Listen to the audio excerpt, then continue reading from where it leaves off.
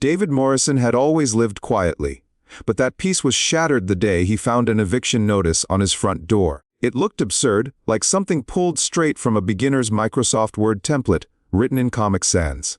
The notice, demanding he vacate within 24 hours by order of the Pine Ridge HOA Compliance Committee, was accompanied by a hand-drawn gavel and a coffee stain shaped like Florida. It was a ridiculous display of authority.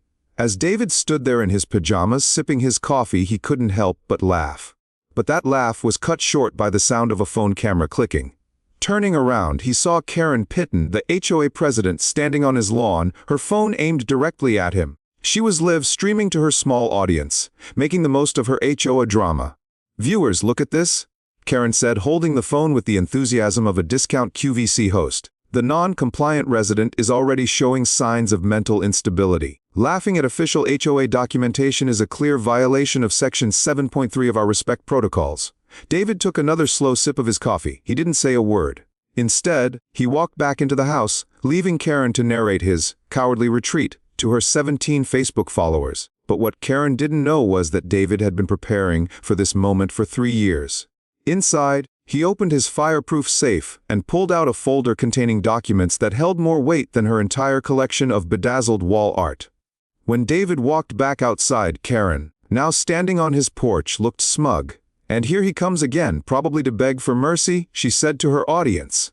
David handed her the folder. She fumbled with her phone, trying to film and read the documents simultaneously. The smugness on her face vanished as she read the first page. "What is this supposed to be?" she demanded. David smiled. "Those are federal land ownership papers, Karen. This property doesn't belong to Pine Ridge.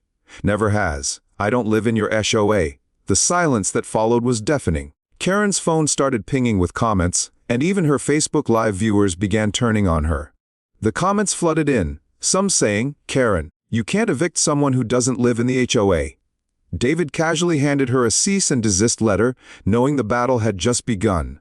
2 months later, David received an update. Karen had been fined 15 zalozen, banned from serving on any HOA board for 10 years and placed on 18 months probation. The woman who once tried to evict him from his land was now legally required to stay 100 feet away.